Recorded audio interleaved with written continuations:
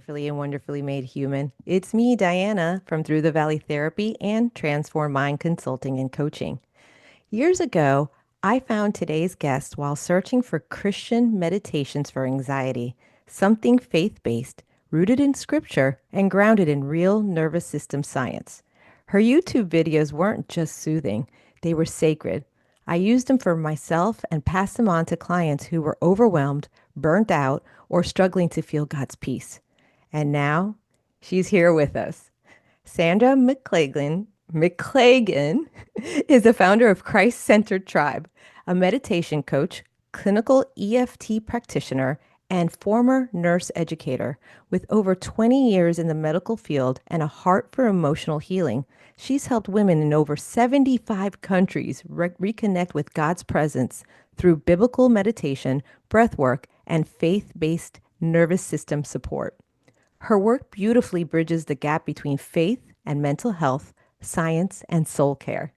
Today, we're diving into the power of stillness, the role of breath in healing, and how practices like meditation and EFT can help us regulate, reflect, and renew without compromising our beliefs. So, whether you're new to meditation or a little skeptical, especially from a Christian lens, you're in the right place. I pray that this conversation opens you up to a new level of peace and presence. Sandra, welcome to the show. I'm so honored to have you here. Thank you so much. I'm so glad to be here, Diana. Thank you for having me. Yeah. So let's talk a little bit of what led you from a background in nursing to coaching and meditation and clinical EFT. Yeah, that's a great question. It was not a linear path. As many of our paths are not very linear, but I do think that nursing, which I still identify as one of my foundational loves and passions and callings that God has called me to, uh, was all about patient-centered care. It was all about not just healing, but really trying to prevent and teach somebody how to not get to to prevent getting all the way to the end of that kind of chronic disease cycle. A lot of teaching, a lot of just compassion, a lot of therapeutic touch, just kind of putting your hands on people. So although I don't see it as a linear path, I Mm. see it all filling and kind of the foundation of everything that I did do, that I ended up doing. But as a Christian, I had been a Christian for a long time. I grew up in the church, and my husband and I spent a lot of time in ministry, like full time ministry. And I had gotten to the point in my life where I was able to do a whole lot of spiritual activity. Hmm. And I would sometimes realize that I could do that without ever engaging God.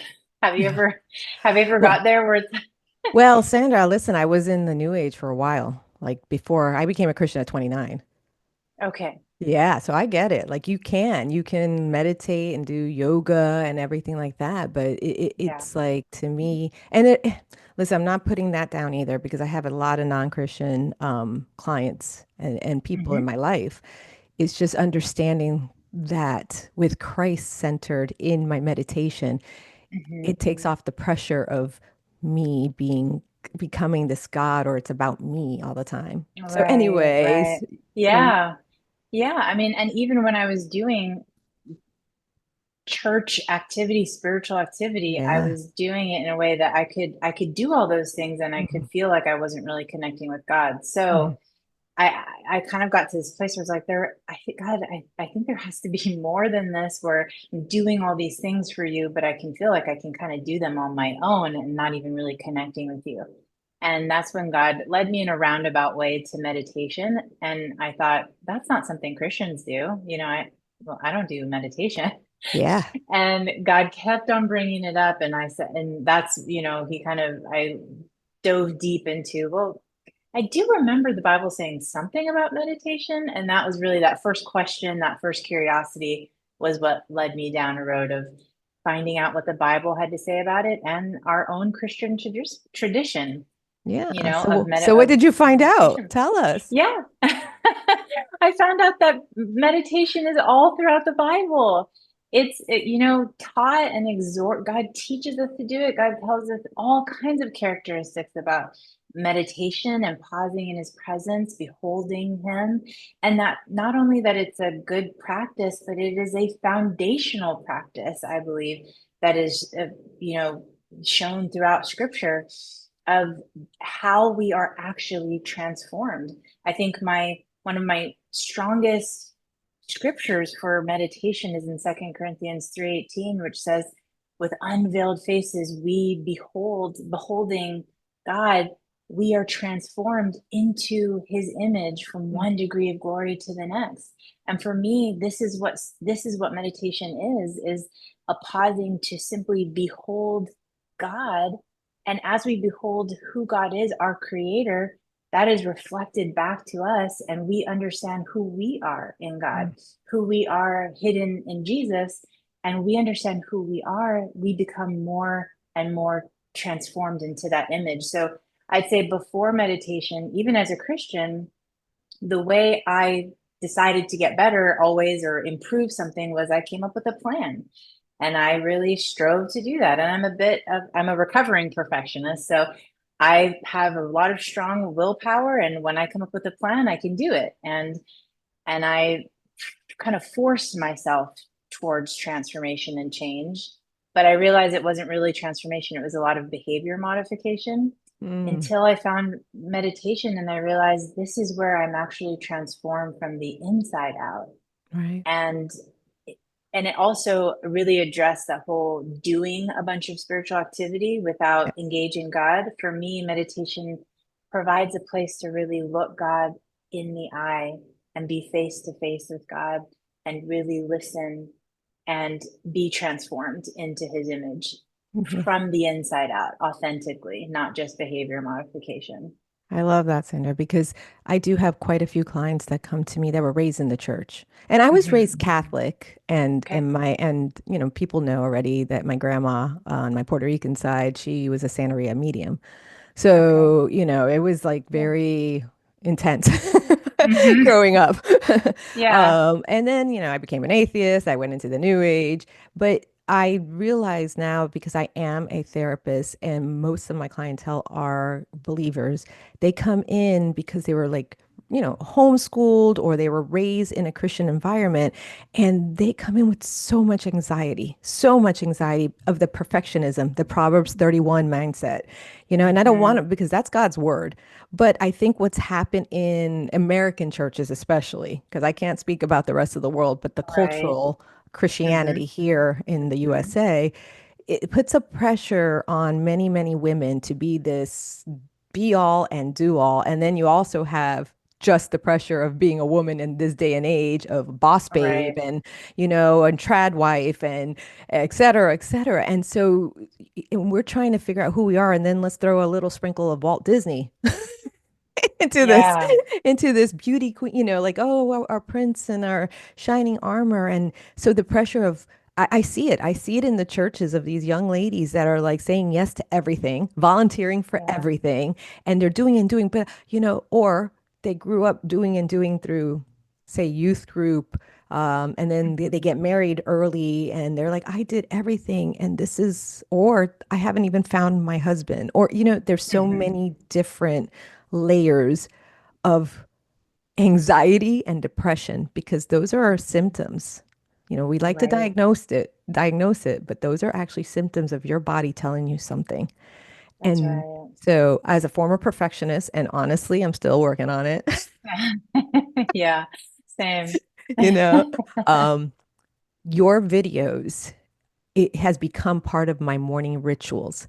And I do Mm, utilize a lot of verbiage that people are like, ooh, that's new age. But I'm going, no, honestly, my main focus is Jesus Christ.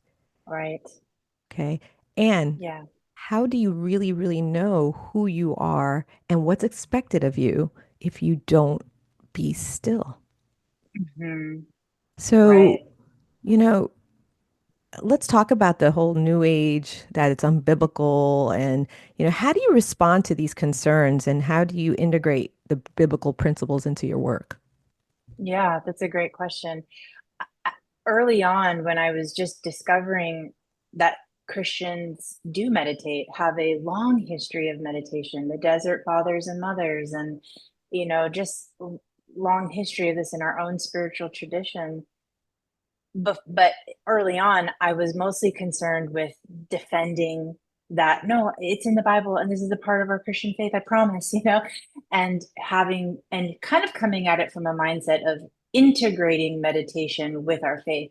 And what I've come to find in doing this deep dive in what does the Bible have to say about meditation and understanding God's call to us to come into those moments of pause and truly following Jesus's example of coming away from the crowd and being with Abba, I realized that this goes much beyond just simply integrating scripture into a practice of meditation. In fact, it is completely meditation is biblical meditation is in and of itself completely, it's not just integrated. I'm not just like integrating it with like a secular practice and just kind of throwing some scripture in it. Mm. I truly believe that meditation, and by that, again, I mean pausing in God's presence to behold God.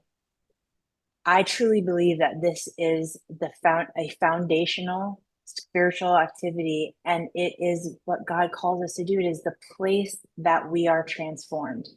This Yes. place of solitude and silence is the place that we are transformed into God's image, where we get all of our guidance for how we live our daily life.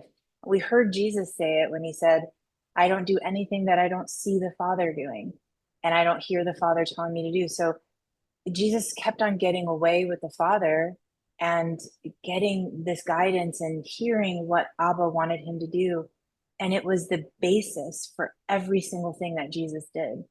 And so I just think it's so much beyond even just integrating it. We're not just trying to do another practice and make it Christian. This Right. is the life of I believe this is the way. I believe this is Christian life. This is how to be with God, because it begins also when you begin to, and from having a meditation practice, yes, we have these moments of pause, but the truest outflow of meditation then is that we begin to live meditation kind of beyond those moments of just sitting, that beyond those moments that we're actually sitting in silence and stillness, the presence of meditation and God's presence kind of comes with us, and it affects us much more, beyond even just that one time of sitting, but it comes into our daily life. Yeah.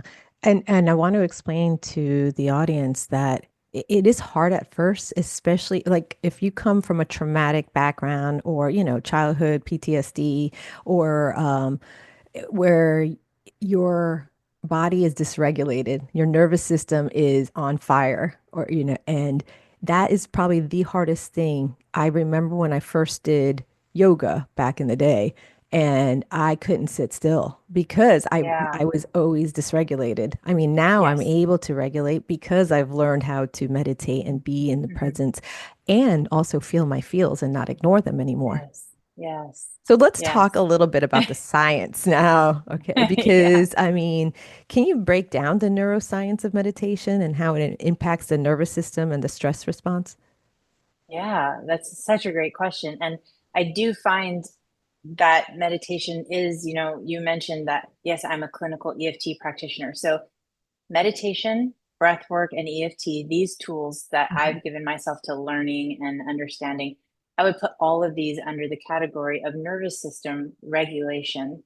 And not only regulation, but also tools that help us build resilience. Mm. So the neuroscience of it is, our limbic system, the most that part of our brain that is responsible for survival, is it's there for a reason, and it's wonderful when it's working in in its proper parameters. Right. But what most of us have begun to live in, especially in our culture in this day and age, is not just an acute level of stress that helps us survive and run away from the bear. It We are living in this space of chronic stress. So the amygdala, I like to explain to my clients that the amygdala is like a smoke alarm. and we have an overactive smoke alarm. So if you've ever had that smoke alarm on your ceiling that just won't stop beeping and it thinks that there's smoke all the time and it drives you crazy, this is like an overactive amygdala that is always beeping and always sounding the alarm for stress, even when there's not stress. We're perceiving the world as stress. And Mhm. so meditation and tools like breathwork and EFT help to calm the reactivity of that amygdala and make that area of our brain less reactive and more connected to the our prefrontal cortex, which is responsible for that highest thinking, the place where we're creative, problem solving.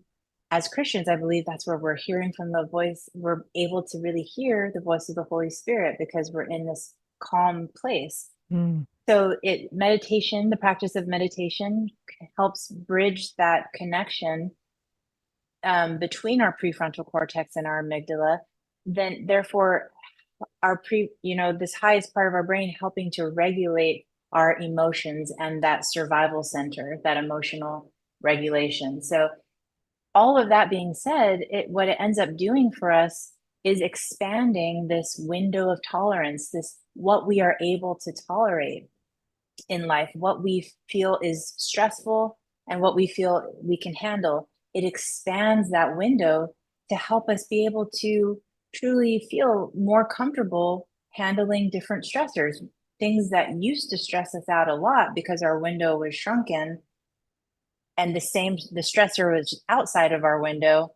Now, if we expand that window, that same stressor is now inside our window of tolerance. And it's like, oh, yeah, okay, I can handle that.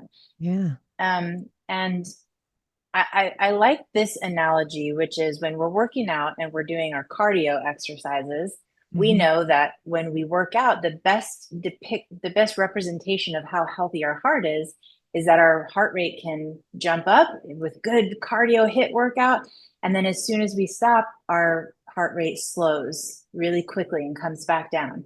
Right. That's that heart rate shift back down really shows the extent of our cardiac health. And in the same way, that stress response, we should be able to run away from the bear. Yeah. And then that acute stress, we should be able to come back to a place of balance and rest. And the sooner that we can come back down to that place of balance and rest is a depiction and representation of our stress health, of our mental health. The Mm. problem is when so often we get stressed and Yep. we stay up there and we For live days. up there and we never come down.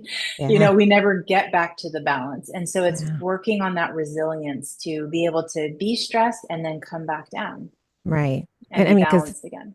and so how do we do that? Like, how do you um, coach someone? Like, say, pretend I'm brand new. I'm not a therapist. Yeah. I don't do this, and I Yeah. am stressed out, and I've been living on that high end of feeling like, I'm about to lose my mind, because that's probably what a lot of your Yes. clients, they say it to me too. Like, Hmm. I feel like I'm going to go crazy. I feel like I'm going Yeah. to have to be hospitalized because Mm. it is, to me, it's brain health, right? Yeah. Hmm. We could call it mental illness, we could diagnose it, whatever you want to do. But to me, it is your body responding to the stressors, and you do not have the tools yet Hmm. to, Hmm. and that's not just breath, what we're talking about here. It's also what you're putting in your system, food, Right. sunlight, everything God Right. created, right? And Yeah. in Right. Genesis. And so Yes. I come in and I'm freaked out, and this is my first time with you. How do you start with them? What do you suggest a person do? Hmm. Such a good question. I think the first thing that comes to me is I like to start small, because I think we often have these big plans to do big grand things, and I know what will help. I'll start a meditation practice and I'll start meditating 20 minutes a day. It's like, Yeah. good luck Yeah. with that. Like, Yeah. you know what I mean? Like, you're going to do that for one day maybe, and then you'll never want to do it again. Right. We have to start small. And how I like to think about it is that amygdala, that survival part of our brain, will easily get triggered if and when we start to do these big plans, okay, well, I'm going to go on a big diet. Ooh, that starts a stress response. I'm going to start meditating for 20 minutes a day. That's what I'll do. And all these things. If we can tiptoe around our amygdala and not trigger it, not disturb it, kind of almost walking around a sleeping giant, just keep quiet. Like, how about we just meditate for 1 minute a day? And some people will actually feel like, oh, come on, that's not going to do anything. But I'm serious when sometimes with my clients, I will say, max, you cannot meditate more than 2 minutes a day. And they'll be like, are you serious? Yes, because those small wins, Yeah. those starting small, it helps you to feel successful, feels like you can do it. It makes you want more. Mm-hmm. And you tiptoe around your amygdala. You don't stress yourself out by doing this big plan. It almost feels like, oh, that would be so easy to do. So I often ask my clients when we're starting off, what would feel so easy? It almost feels like nothing. Mm, 30 seconds when right. I'm drinking in the morning when I'm drinking my coffee, maybe I can take a couple breaths. Perfect. Start there. We are going to move forward. We are going to continue growing this practice, but we have to do it in a way that is gentle, that Yeah. is compassionate to our body, that is not self-striving and self-reliant. Mm, And so this slow start, this gentle practice, I think that that's really honoring to our body yes. and honoring to our system and a lot of what we ask of our body. We often push and stress our body to its limit all the time. And I think that this is a really beautiful way to be gentle with our body and say, I'm going to start really slow. And of course, that's how I would start with like meditation. And with other things like tapping, I might say the same thing, like just 1 minute of tapping Mm-hmm. just to start expanding your breath. So, yeah, Right. that's how I would start slow and gentle. So, um, you say tapping, and I just had a Yeah. therapist that talked about EFT, but because I don't know if someone's listening for the first time to my podcast, Yeah. can you explain what you mean by tapping and what that is? Yes. So EFT tapping, you can kind of hear those two phrases together. Mhm. EFT stands for emotional freedom techniques, Right. and it's come to be known as tapping. And it's what we are tapping on are these acupressure points in our body that are they are stress relief points, basically. They are biochemical points in our body that begin to activate the parasympathetic nervous system, the opposite of that stress response, and begin to activate that rest and digest system. So, this is not a woo woo practice. It is not anything you have to believe in to have it work. This Mm-hmm. is actually physiological. It's a part of how God designed our bodies. And it's been tested on functional MRIs and in blood work and on brain scans. So this is like a physical thing. Mm-hmm. And as you tap on these points, you begin to, like I said, activate that rest and digest system and bring your body into more of a calm and regulated state. And since this video is on YouTube as well, it's going to be on YouTube. Yeah. Plus, it's, on anywhere you listen to podcasts. But can you show us the points? Yeah, I would love that. Yeah. So we start on the side of the hand Okay. always, right here, and we just do gentle tapping.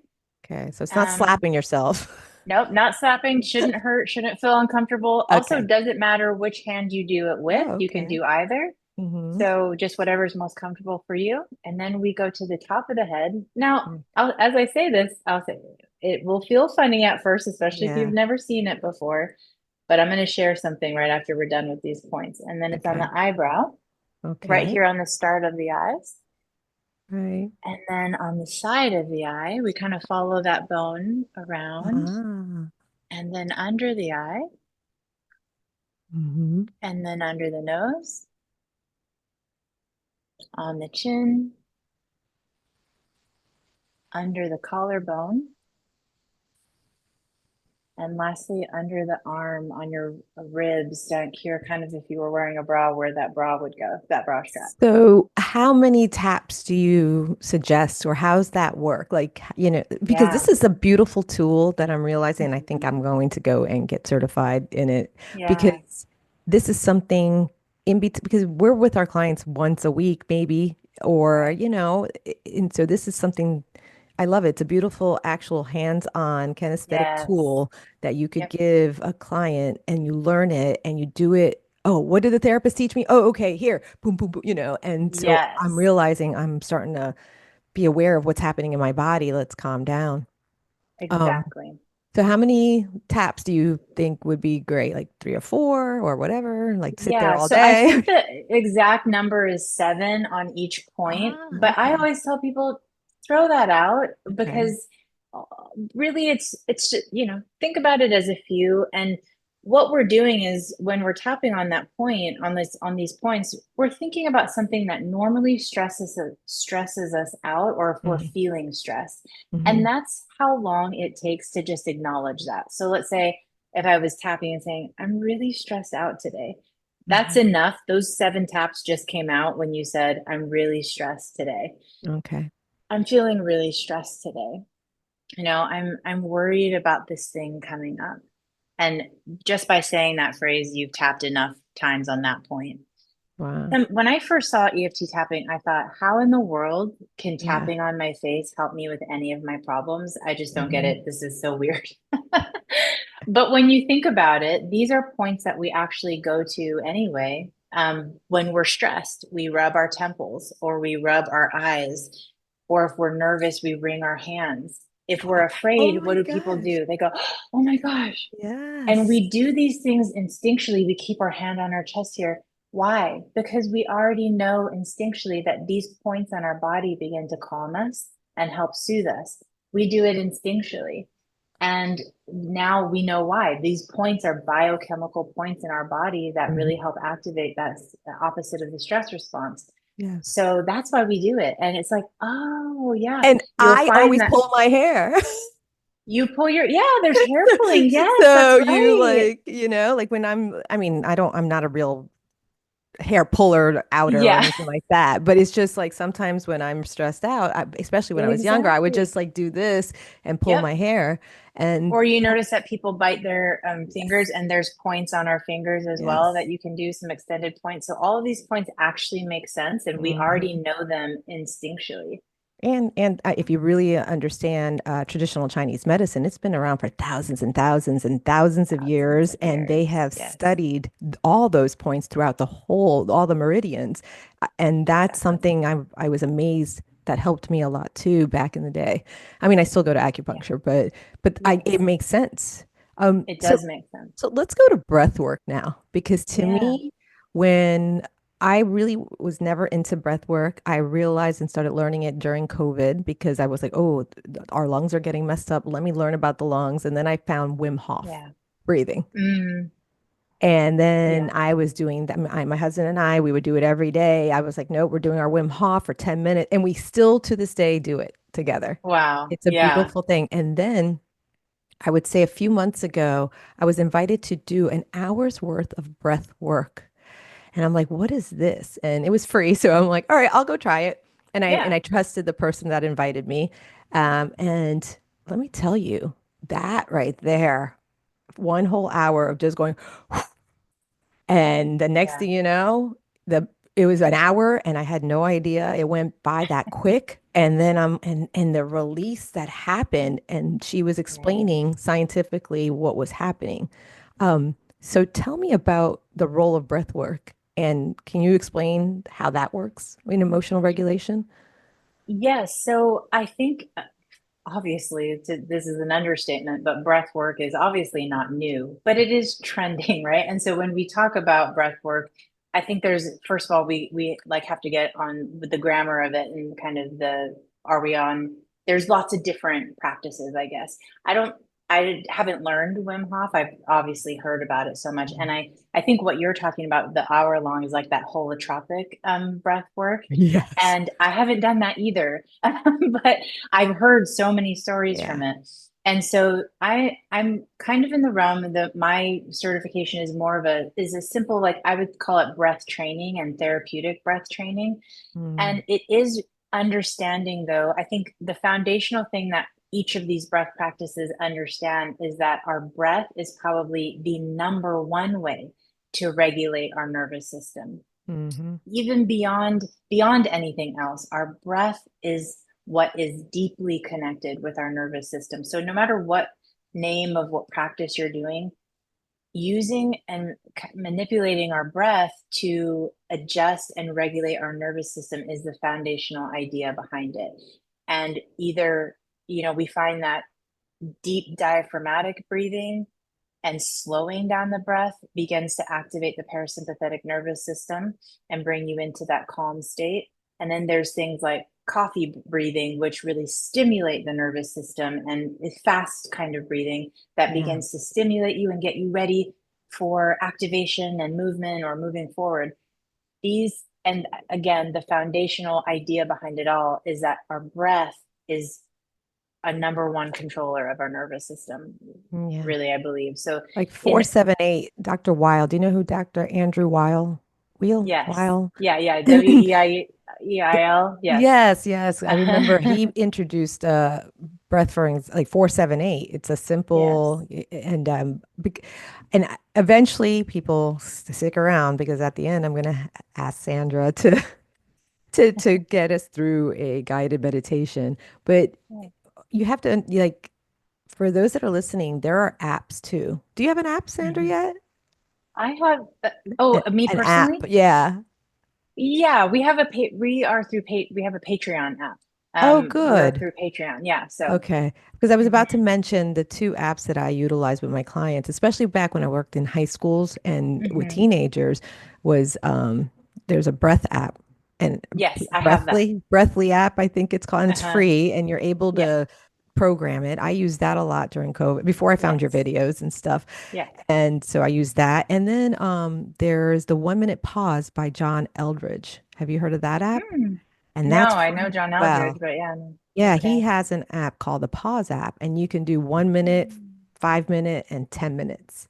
Cool. And it really, Yeah. so to me, I think that's really important. And the reason I'm naming that is because hopefully it will be in the show notes. And this is Yes. resources for the listener to start somewhere, and we're Exactly. going, of course, I'm going to put Sandra's stuff all in the show Mhm. notes as well. So you could check her things out. Um, so, what are practical tips for beginners? Like, we've just talked about the EFT. You just taught us EFT. And like, how can someone just start, like, Yeah. even without, hiring me as a therapist or you as a coach? Right. Where can they start? You know what? I love that idea. You don't have to spend any money on this. You don't have to read a book. You don't have to do anything. You can just start. And I think one of the most important ways to start is understanding the mindset behind. I think the your mindset behind starting is actually one of the things that can prepare you for success the most. So one of the things I like to tell people before you get started is there is no right or wrong way to be with God in a moment Mm, of pause. love that. And if you can just capture and hold on to that, because the minute you sit down, you're going to start feeling like, I'm doing this wrong. I'm not doing this well enough. I, everybody else is successful and I'm not. See, I can't sit here. I can't do this. See, I'm distracted. And that shows I'm not cut out for meditation. And so I think that the one of the most important things that I could tell somebody is that there is no right or wrong way to be with Jesus. And knowing that you when you sit down, you are going to feel distracted. Yes, And that does not mean that you're doing anything wrong. that's right. It actually means that you are a working human who can dream, think, and imagine. And that's exactly who God created you to be. So knowing that and knowing that there's no right or wrong way to do this, Mm. just take a moment to be still. And if being still doesn't work for you, that's fine. Go on a walk then. Move your feet, move your body, do something that can you can feel like some movement. But on the Find some stillness in terms of quiet or like a pause internally, even if you are moving your body, if it's hard to sit still, and breathe, take some breaths, and open up to saying, whatever this looks like, God, I'm just pausing to be with you. Mm. And it doesn't have to look any different than that. And again, we already said start small, just a minute or two. A minute is about 10 breaths, you know, Yeah. it's, just a few breaths with God and starting in that way. Yeah. Um, and if you've watched this podcast today, then do a round of tapping and see what your body feels like after doing Yeah. a round of tapping. You should start to feel calmer. You might start yawning because all of a sudden you're feeling more tired and it activates that parasympathetic nervous system. Some Yes. people start burping or sighing because, again, digestion. So all of those things will start to happen and enjoy that moment of pause. And that's it. Yeah. Yeah. I mean, we live in a society that is just getting more and more extreme and extreme in too many things grabbing our attention.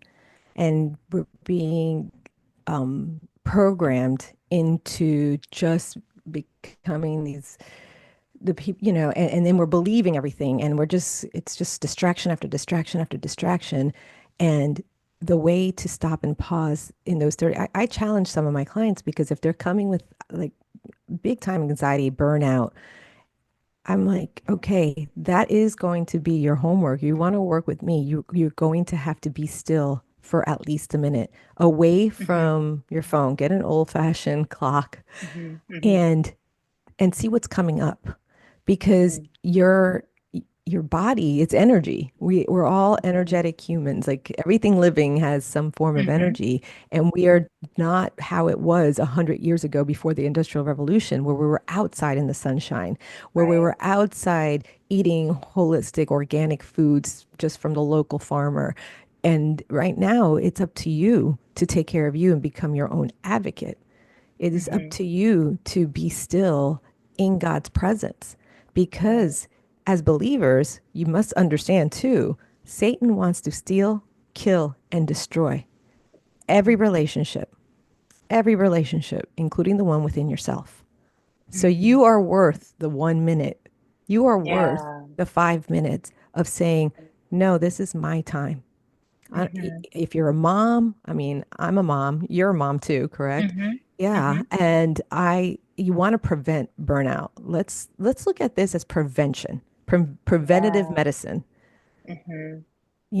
and it's so much better than a lot of not a lot of my clients, but quite a few will turn into medical marijuana to do the Hmm. calming down or the the Xanax and benzos and stuff, and then they Hmm. become addicted to these substances. And to me, like I get it. Like I'm not putting you down for taking medication if you take medication.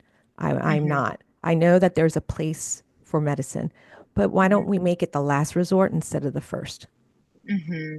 If we Yeah. understand and there's a lot of stuff that people do not face. So it's like on top of them, on top of them, on top of them. And then that's when the breakdown happens. And to me, I don't, Yeah. instead of calling it a breakdown, I tell my clients, you just had a breakthrough. Hmm. Yeah. You just, And I think people don't know how to face those things safely. Um, yes. and I have a lot of compassion on them on us, because I know I've been in the place where I feel like if I give this attention, if I don't push this down, if I face this, it's going to drown me. I won't, if I start crying, I don't think I'll ever stop crying. Exactly. And so we have to, I think this is partly what our job is getting the word out to Christians. That is, there are tools to safely face your emotions. And if you have Yeah. felt like it's not been safe to feel your feelings, Hmm. I'm here to tell you, we're here to tell you there is safety. There is a safe way to do that. And I Hmm. often like to talk about that as kind of like we're surfing. We often Yep. kind of spend so much time feeling like we're drowning under the waves of our emotions, our feelings, or our thoughts, our overthinking patterns. Mm. But God has called us to surf these waves and be Yeah. up on top of the water. And Mhm. we can do that, first of all, safely. When you're thinking about surfing, you're number one, you're wanting to be safe. But we were, before we started recording, we were talking about Nazaré here in Portugal, the home of the 100-foot wave. And you better believe that in order to do that 100-foot wave, people have to be pretty skillful. So Mhm. not just safe, but skillful. And there is, when we face our emotions, there's a safe way to do it. And if you can do that, we can also move to actually facing our emotions skillfully, not just safely, but skillfully. And that is a Yeah. place that we can grow into. And that's really exciting because we all want to face our emotions. We don't want, I don't Yes. think anybody wants to stuff them in, but we just don't know how to deal with Exactly. them. Exactly. And there are tools, and it's no shame. There's no guilt and Mm-hmm. shame. This I tell my clients all the time because they come in with a lot of guilt and shame. And I'm like, guilt and shame is from the world and from stories that were told to you. And Mm-hmm. conviction comes from God, but you have to be in his word. And it's two different Mm-hmm. things. It's two different things. And having that understanding to be still with him and really get to know who you are. That's why I always start, hello there, fearfully and wonderfully made human from Psalm Mm-hmm. 139, Yeah. because you are made in his image. He's given us Yes. the tools. It is to be still with him, to have the Mm-hmm. understanding that you are able to have communion with him on a Yeah. daily basis. That praying without ceasing is not just, Lord, I need this, I need that, I need that. It is really being one with him and Mm-hmm. understanding like, okay, taking that pause so you Mm-hmm. don't start reacting in emotion. You start responding in Mm-hmm. wisdom. And it is a training. Girl, listen, Sandra, if you met me Practice. 20 Yep. years ago, I would be, what? Mm-mm, because how I grew up, the stories Yeah. that were told to me. I grew up with Mm-hmm. quite a few angry women around me.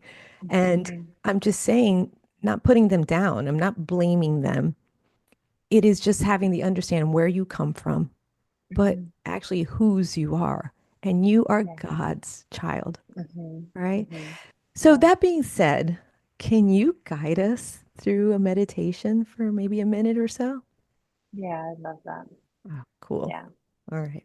So wherever you are, if you're listening or if you're watching, go ahead and get into a place where you can feel comfortable. There is no, again, there's no right or wrong way. So you don't have to be in a particular position. You might be sitting on the floor, or you might be sitting in your favorite chair, or on your couch, or laying in your bed. And any position is fine where you can just be comfortable and alert. And allow yourself to settle in. I often like to think of a visual of like a snow globe that when you shake up the snow globe and then you have it, you set it down, you watch all the snow kind of falling down in the snow globe, and just sense that in your own body, finding a moment of stillness and allowing all the snow to fall down and settle in this present moment.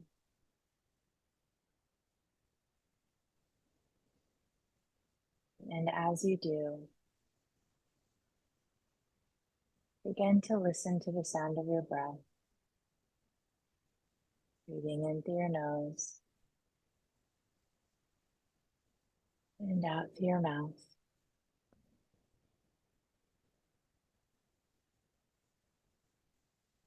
Again, breathing in through your nose and out through your mouth.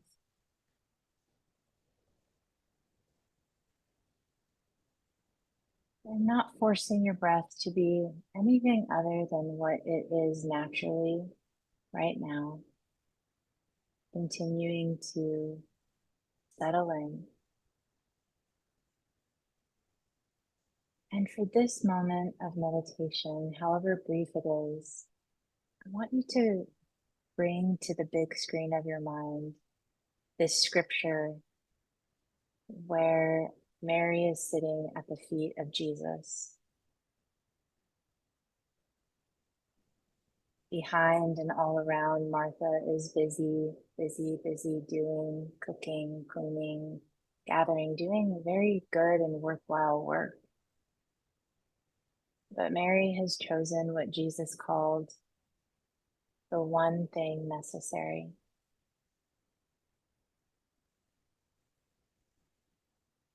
And in this moment, I want you to see yourself in that scene, choosing to sit right next to Mary at the feet of Jesus.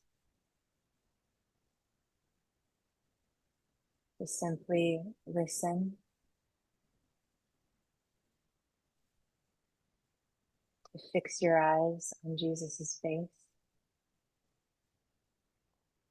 No expectations, no demands placed on you. Simply receiving in God's presence, sitting here at the feet of Jesus.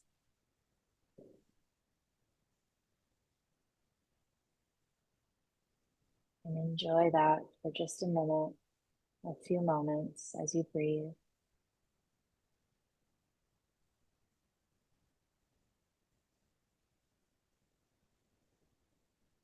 Maybe even considering the countenance of Jesus' face towards you. Maybe he's smiling and saying to you that you too have chosen the one thing necessary.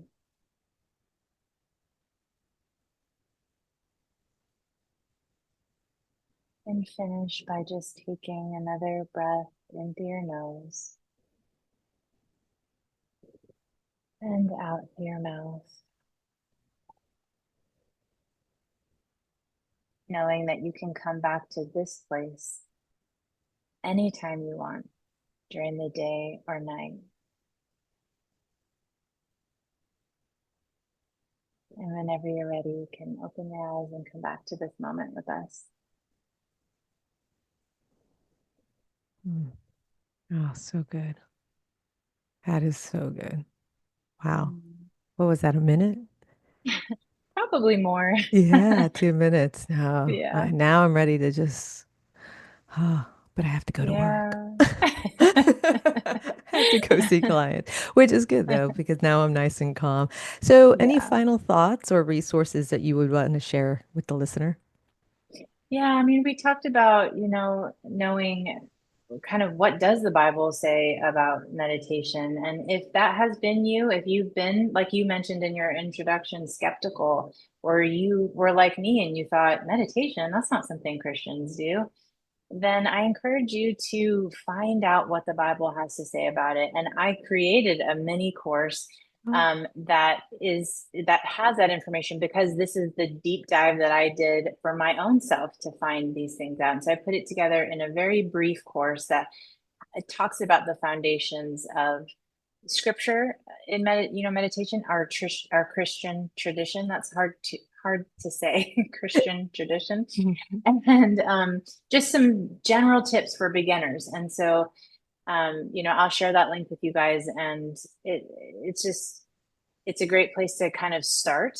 mhm. Um, yeah, and we have lots of resources for over on Christ Center Tribe for beginners for tapping and learning about Christian EFT.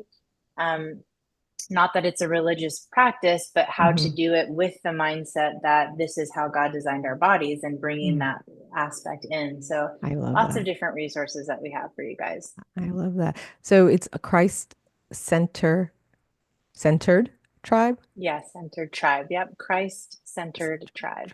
dot com. Yeah. All Hmm. right. And if somebody wants to work with you, can they, do Same you do place. Yep. online?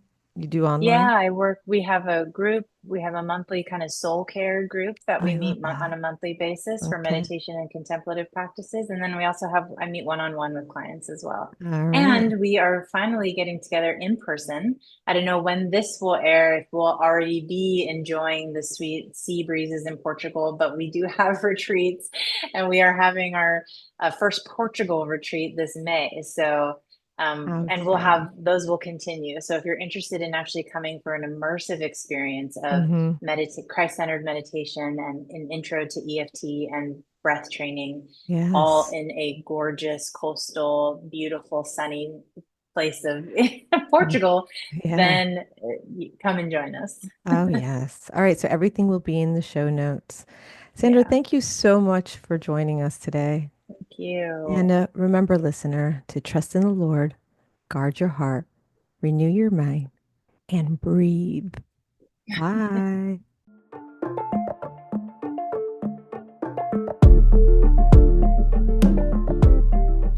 And now for the disclaimer to make sure you understand that you are responsible for you.